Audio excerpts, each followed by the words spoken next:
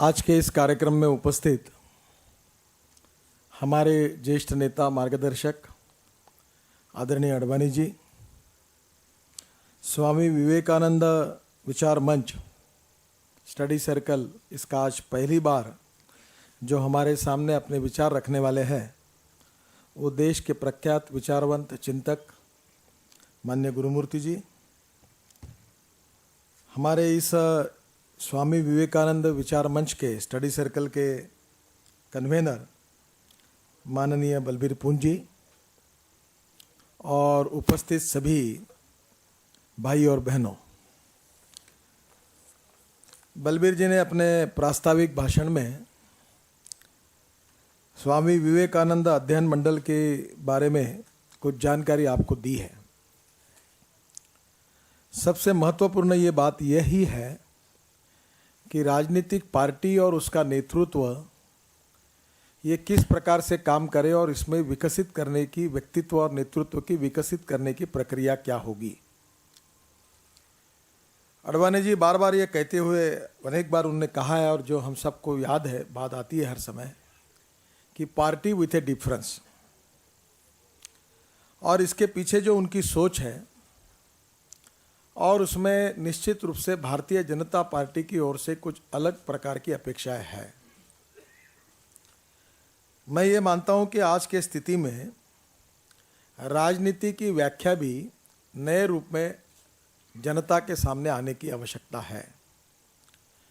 क्या power politics और चुनाव लड़ना, राज्यसभा, लोकसभा और विधानमंडल में जाना, मंत्री बनना, मुख्यमंत्री बनना और सत्ता तक पहुंचना, यही राजनीति की केवल इतनी ही व्याख्या होगी?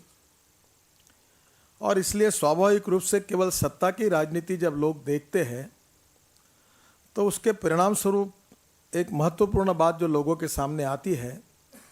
कि राजनीतिक नेतृत्व की और पार्टी की भी विश्वसनीयता पर अनेक बार प्रश्न चिन्ह लगता है। मैं ये मानता हूं कि politics is a instrument of socio economic reform and national reconstruction. राष्ट्र के पुनर्निर्माण का और सामाजिक और आर्थिक परिवर्तन का प्रभावी उपकरण राजनीति है, और यह उसी समय संभव हो सकता है कि हमें अगर नेतृत्व उस दिशा में कार्य करने वाला मिलेगा तो यह उद्दिष्ट के हम नज़दीक पहुंच सकते हैं। एक फिलोसोफर ने सही कहा है कि पर्स एंड पर्सन, इसमें पर्सन बड़ा है, पर्सन और पार्टी, इसमें पार्टी बड़ी है, और पार्टी और फिलॉसफी, इसमें फिलॉसफी बड़ी है। भारतीय जनता पार्टी ने जिस विचारधारा को स्वीकार किया है, 5 महत्वपूर्ण बिंदुओं पर हम काम कर रहे हैं कि राष्ट्रवाद का विचार, राष्ट्र की सर्वांगीण उन्नति और विकास, ये राष्ट्रवाद का विचार हमारी प्रेरणा का विषय है। और स्वाभाविक रूप से राष्ट्र के साथ कटिबद्धता, राष्ट्र की सर्वांगीण उन्नति और विकास, नेशनलिज्म, इसको हमने स्पिरिट के रूप में स्वीकार किया है। स्वाभाविक रूप से राष्ट्रवाद का विचार को जब हम स्वीकार करते हैं तो राष्ट्र की सुरक्षा, इंटरनल और एक्सटर्नल, भी महत्वपूर्ण है। राष्ट्र की आर्थिक प्रगति, औद्योगिक प्रगति और समाज के विभिन्न क्षेत्रों में उसकी प्रगति और विकास की और राष्ट्र को ले जाना, ये भी उसी में आता है। दूसरा जो महत्वपूर्ण विषय कि ये किस प्रकार से हम प्रगति और विकास करेंगे, इसके लिए हम बार बार इस बात का जिक्र करते कि good economic governance with the help of e governance and development, सुशासन और विकास, और ये हम लोग इसमें से निश्चित रूप से ई गवर्नेंस के द्वारा इफेक्टिवली देश में परिवर्तन करेंगे, सामाजिक आर्थिक परिवर्तन करेंगे, और हमारे देश को दुनिया की एक ताकतवान शक्ति के रूप में हम देश को निर्माण करेंगे। और उसको किस प्रकार से करेंगे उसका अध्ययन रख के, उसके विचार हमने सामने रखकर उसका इम्प्लीमेंटेशन करना, ये उसका दूसरा महत्वपूर्ण बिंदु है। तीसरा बिंदु जो है, जो हमारा उद्दिष्ट क्या है, जो 1967 में पंडित दीनदयाल उपाध्याय जी ने कालीकत के अधिवेशन में जो बात कही थी, वॉर अगेंस्ट पॉवर्टी, गरीबी के खिलाफ हमको लड़ना है। और ये बात सच है कि गुड इकोनॉमिक पॉलिसीज इससे हम परिवर्तन कर सकते हैं। आज की समस्याओं का सबसे बड़ा अगर समस्या का कारण अगर कोई है तो wrong economic policies and bad and corrupt governance, ये हमारी सबसे बड़ी समस्या है। तो इसलिए निश्चित रूप से हमने हमारे सामने जो विचार रखा है कि समाज का जो आखिरी व्यक्ति है, जो शोषित है, जो पीड़ित है, जो दलित है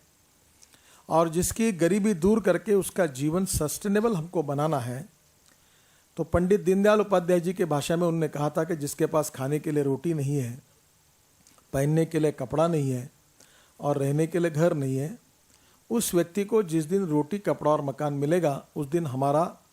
कार्य पूरा होगा, ऐसा हम समझेंगे। ये अंत्योदय के नाम से उनका प्रसिद्ध चिंतन है, जो सोशो इकोनॉमिक थिंकिंग है, ये हमारा उद्दिष्ट है। चौथी बात, ये सब करते हुए हमारा देश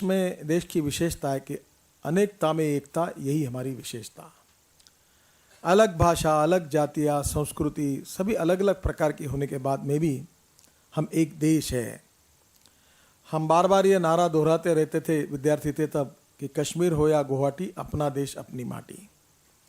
और इसलिए हमारी विरासत, हमारा इतिहास, हमारी संस्कृति, ये हमारे लिए महत्वपूर्ण है। और इसलिए इसको किस प्रकार से हम इसका निर्माण करें, इसलिए सोशल हार्मनी, सामाजिक सद्भाव, ये समाज में, देश में कैसा निर्माण हो और जात, पंथ, धर्म, भाषा और लिंग भेद किसी भी प्रकार का डिस्क्रिमिनेशन न करते हुए हम हमारी सामाजिक राष्ट्रीय रचना इस प्रकार से करें कि जहां सबको समान बराबरी का मौका मिलेगा, समान अधिकार मिलेगा विकास का, और social justice and economic justice वहां पूर्ण रूप से होगा। सामाजिक सद्भाव के साथ सामाजिक और आर्थिक न्याय। और जो आखिरी बात हमने विशेष रूप से आग्रह से रखी है कि हमारे समाज की, हमारी शिक्षा की जो वैल्यू बेस्ड सिस्टम है, उस सिस्टम पर आधारित हमारे समाज की रचना, वैल्यू बेस्ड सिस्टम, ये पूरे दुनिया के आकर्षण का केंद्र बनी हुई है। हमारा इतिहास, हमारी संस्कृति, हमारी विरासत और उसके साथ हमारी विशेष रूप से सामाजिक और शिक्षा के क्षेत्र में जिस प्रकार की आज तक की विरासत रही है, जो वैल्यू बेस्ड सिस्टम रही है, उसके आधार पर विज्ञान और तंत्र विज्ञान का उपयोग करके हम आधुनिक हिंदुस्तान का निर्माण करेंगे। स्वामी विवेकानंद जी की 150वीं जयंती हम पूरे देश में उत्साह के साथ मना रहे हैं। विवेकानंद जी हमारे प्रेरणा स्रोत हैं और विवेकानंद जी के विचार हमारे सबके लिए आदर्श विचार हैं। मैं बार बार उनका उल्लेख करता हूं कि शिकागो में जो उनने भाषण दिया था, उसमें कहा था कि मैं यह कहने के लिए नहीं आया हूं कि मेरा धर्म श्रेष्ठ है या मेरा भगवान श्रेष्ठ है। मैं यह कहने के लिए आया हूं कि आप सबका भगवान भी श्रेष्ठ है, आप सबका धर्म भी श्रेष्ठ है। विश्व बंधुत्व और विश्व कल्याण की बात उन्होंने की थी। धार्मिक कट्टरता, असहिष्णुता, ये कितने हमारे लिए आगे भविष्य में समस्या हो सकती है, इसके बारे में उन्होंने विवेचन किया था। और इसलिए विवेकानंद जी का और उनकी विचारधारा का हमारे राष्ट्र के पुनर्निर्माण के साथ बहुत गहरा संबंध है। और इसलिए स्वामी विवेकानंद जी के नाम पर यह स्टडी सर्कल हम भारतीय जनता पार्टी में एक प्रोजेक्ट के रूप में, एक प्रकल्प के रूप में चला रहे हैं। बलबीर जी इसके कन्वेनर हैं। और इसलिए मैं अनुरोध करूंगा कि अभी हमने हमारे 16 राज्यों को वीडियो कॉन्फ्रेंस से जोड़ा है। जो वैचारिक चिंतन यहाँ होगा वो हमारे अनेक राज्यों के प्रमुख कार्यकर्ताओं तक पहुँचेगा और हम ऐसा नेतृत्व तैयार करेंगे जो निरपेक्ष, निस्वार्थी भाव से राष्ट्र और समाज के लिए समर्पित रहेगा, जो आज की वर्तमान राजनीति की व्याख्या बदलकर राष्ट्र के पुनर्निर्माण में गुणात्मक योगदान देगा। इस नेतृत्व के निर्माण करने के लिए हम अनेक कोशिशें कर रहे हैं। 30,000 कार्यकर्ताओं का हमने पिछले साल प्रशिक्षण पूरा किया है। हम अलग अलग राज्यों में इस प्रकार के प्रबोधन, प्रशिक्षण के अनेक संस्थाओं की स्थापना करके और वैचारिक अभियान को और गतिशील बनाना चाहते हैं कि जिन विचारों के अनुरूप, जिस पॉलिसीज़ के अनुरूप हम देश का निर्माण करना चाहते हैं, वह विचारों के संस्कार हमारे नेतृत्व और कार्यकर्ताओं पर ठीक प्रकार से हो।